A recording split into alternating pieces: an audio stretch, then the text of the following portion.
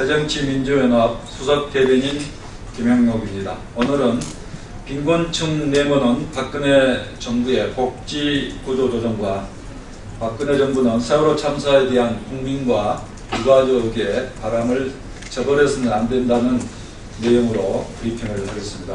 먼저 복지구조조정에 대해서 브리핑을 하겠습니다.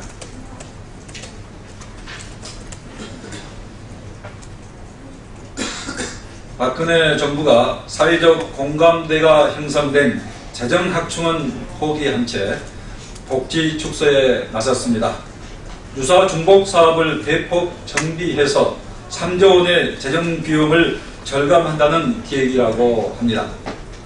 복지 재정 효율화를 명분으로 하고 있지만 그 화살이 결국 빈곤층 복지 축소와 지방정부의 복지사업 축소로 돌아가고 있어 빈곤층 사각지대가 더욱 확대되지 않을까 걱정스럽습니다.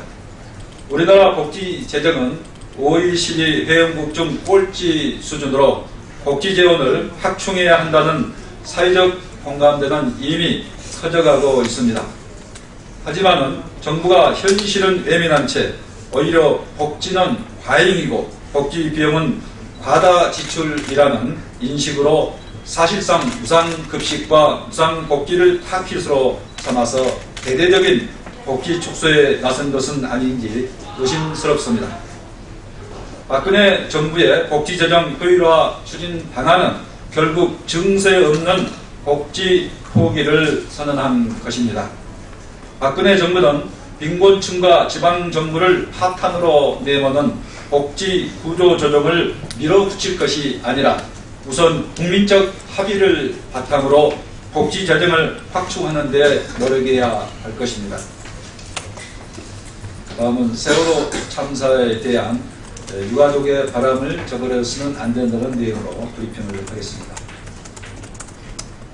세월호 참사 1주기를 앞두고 정부가 희생자 가족에 대한 배상액을 발표했으나 유가족의 간절한 요구인 진상조사나 인양계획은 빠져있어 매우 유감스럽습니다. 박근혜 정부가 세월호 참사의 진상규명에 대한 국민의 관심을 배상액 문제로 돌리려는 것은 아닌지 의구심이 듭니다. 세월호 참사 1년이 되도록 진상규명은 조금의 진전도 없습니다.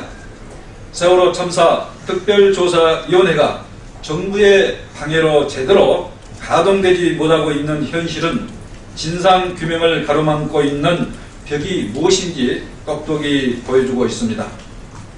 최근 정부는 세월호 참사 특별조사위원회의 조직과 정원을 대폭 축소한 시행령안을 입법 예고하며 특별조사위원회를 무력화하려는 의도를 분명히 하고 있습니다. 인양계획 역시 정부가 모호한 태도를 바꾸지 않으면서 진전이 없고 여전히 9명의 희생자는 실종된 상태로 남아 있습니다. 또한 세월호 참사 이후에도 선박에 대한 안전관리가 제대로 이루어지지 않는 등 부업뿐인 안전대책으로 안전한 대한민국에 대한 국민의 바람을 저버리고 있습니다. 박근혜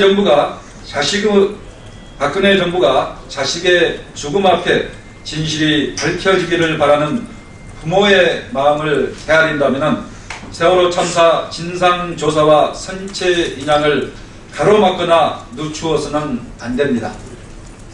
문재인 대표는 오늘 저녁 세월호 참사 특별조사위원회 이석태 위원장을 면담하고 세월호 참사의 진상조사를 위해서 당의 모든 노력을 아끼지 않겠다는 뜻을 전달할 것입니다.